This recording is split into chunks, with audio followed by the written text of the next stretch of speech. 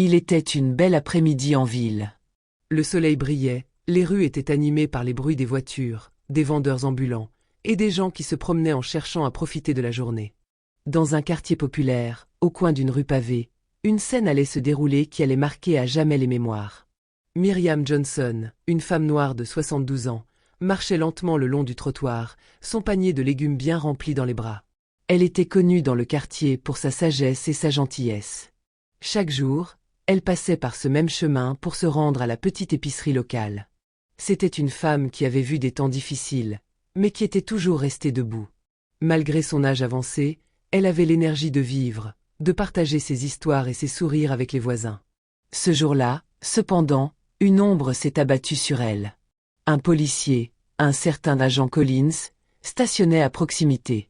L'homme, un policier blanc aux traits durs et au regard sévère, avait déjà fait parler de lui pour des comportements déplorables.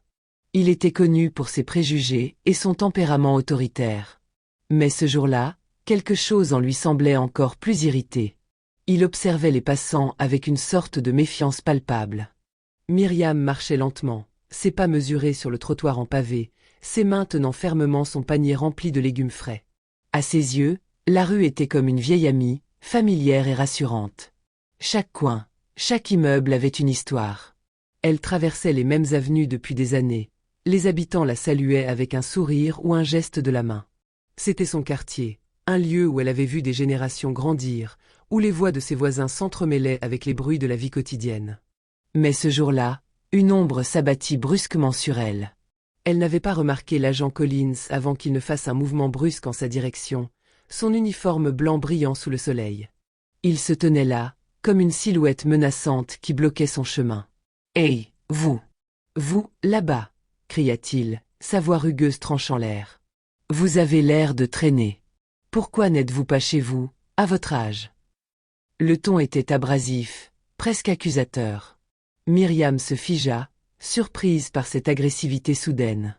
Elle était loin d'être une étrangère dans ce quartier, et jamais auparavant on ne lui avait parlé de cette façon. Elle tourna lentement la tête vers lui, ses yeux exprimant d'abord la confusion, puis la légère incompréhension. « Excusez-moi, monsieur, je suis simplement en train de rentrer chez moi, répondit-elle calmement, sa voix empreinte d'une sagesse qu'elle avait acquise au fil des années. Pourquoi me parler de cette manière ?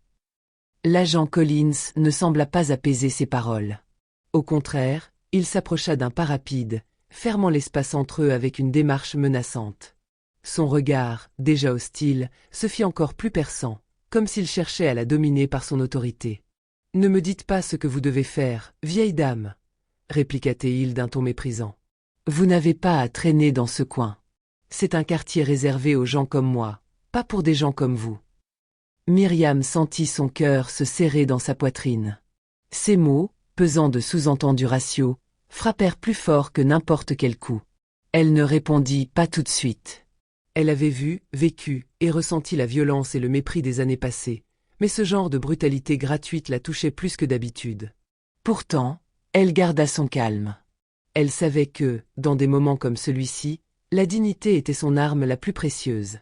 Elle n'était pas une étrangère face à l'injustice, mais chaque nouvelle attaque semblait toujours un peu plus difficile à supporter. Les passants, d'abord curieux, commencèrent à s'arrêter, attirés par la scène qui prenait forme devant eux. Des regards se croisaient, mais personne n'osait intervenir. Les gens détournaient les yeux, se murant dans le silence, craignant les répercussions d'une quelconque action. Myriam le savait trop bien, la peur du pouvoir de l'État et l'immobilité de ceux qui étaient témoins de l'injustice. « Je vais devoir vous emmener pour vérification de vos papiers », lança l'agent Collins d'une voix menaçante, comme s'il prenait plaisir à abuser de son pouvoir pour humilier davantage la vieille dame. Myriam ressentit un frisson lui parcourir l'échine. Elle n'était plus une simple citoyenne respectueuse des règles. Pour lui, elle était juste une nuisance à éliminer. Elle inspira profondément, essayant de retrouver la calme que ces années lui avaient enseignée. Mais une part d'elle-même commença à se révolter, une part qui refusait de céder à cette humiliation. Juste à ce moment précis, comme un éclair frappant la scène, une main ferme se posa sur son épaule. L'intrusion soudaine fit sursauter Myriam, mais ce n'était pas une présence menaçante. C'était une force calme, mais décidée, qui l'enveloppait. Elle tourna la tête et aperçut Mike Tyson.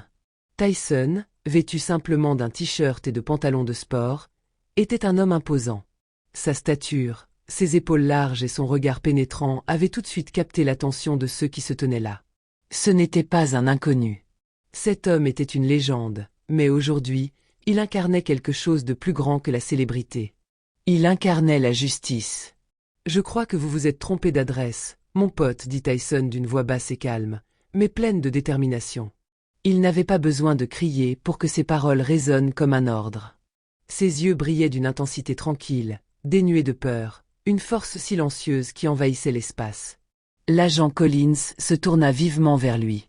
Un éclat d'agacement dans ses yeux. Il n'était pas habitué à recevoir des ordres, surtout pas d'un homme comme Tyson. « C'est une affaire de police, rétorqua-t-il, visiblement irrité. Vous n'avez rien à faire ici, monsieur. Allez votre chemin. » Tyson se redressa, sa posture soudainement plus droite, plus imposante. « Non, je vais rester ici. »« Vous allez arrêter de toucher cette femme, dit-il, son ton désormais plus ferme. Ses bras se croisaient avec une assurance qui ne laissait aucun doute sur ses intentions. L'agent Collins, de plus en plus agité, fit un pas vers Tyson, pensant peut-être qu'il pourrait effrayer le boxeur avec sa propre intimidation. « C'est mon travail, » s'écria-t-il. « Je fais ce que je veux ici. Vous n'avez rien à dire. » Mais Tyson ne bougea pas d'un pouce. Le silence entre les deux hommes semblait se renforcer à chaque seconde, chaque tension dans l'air devenant de plus en plus palpable. La foule observait, silencieuse mais attentive. Les mots de Tyson résonnaient dans l'âme de chacun des témoins. Ce n'était pas simplement un combat physique. C'était un affrontement de principes. La dignité contre la brutalité. « Si vous touchez à un seul de ses cheveux, lança Tyson, vous aurez affaire à moi. » Les passants, désormais nombreux, observaient la scène avec une attention intense. Le bruit des murmures commençait à se propager parmi la foule, certains échangeant des regards de compréhension silencieuse, d'autres en silence en train de sortir leur téléphone, capturant chaque moment de cette confrontation. La tension était palpable, presque électrique. Les gens savaient, au fond d'eux-mêmes, que ce qu'ils étaient en train de voir n'était pas seulement une altercation entre un policier et une vieille dame. C'était un affrontement entre deux réalités, deux visions du monde qui se heurtaient. Ils avaient tous vu l'injustice, le poids de l'autorité mal placée, mais aucun d'eux n'avait eu le courage de se dresser. Pas avant ce moment. L'agent Collins, réalisant que la situation lui échappait, baissa les yeux, comme s'il espérait que le sol puisse lui offrir une échappatoire. La peur était maintenant palpable dans son regard. Mais l'orgueil et l'arrogance qui l'habitaient depuis des années avaient encore un dernier mot à dire. « Je suis juste en train de faire mon travail, tenta-t-il de justifier, sa voix tremblante, un peu moins sûre d'elle. Il avait prononcé ces mots comme une bouée de sauvetage, cherchant désespérément à se convaincre qu'il avait raison, malgré l'évidence du contraire. Votre travail, c'est d'escorter des gens de manière respectueuse, pas de les humilier et de les frapper, répondit Tyson, sa voix calme, mais pleine de puissance. Il n'élevait pas la voix, mais chaque mot semblait frapper du sceau de la vérité, implacable. Alors maintenant, vous allez partir, et vous allez laisser cette femme tranquille. Il ne s'agissait pas simplement de demander à l'agent de partir. C'était une déclaration d'intention, un acte de justice qui mettait en lumière la déshumanisation que Collins venait d'imposer à une personne innocente. L'agent Collins, visiblement désemparé, se sentit soudainement confronté à quelque chose qu'il ne comprenait pas. L'homme qui se tenait devant lui n'était pas seulement une célébrité, une légende du sport, c'était un homme dont l'intégrité et le sens de l'humanité semblaient bien plus grands que ses propres insécurités.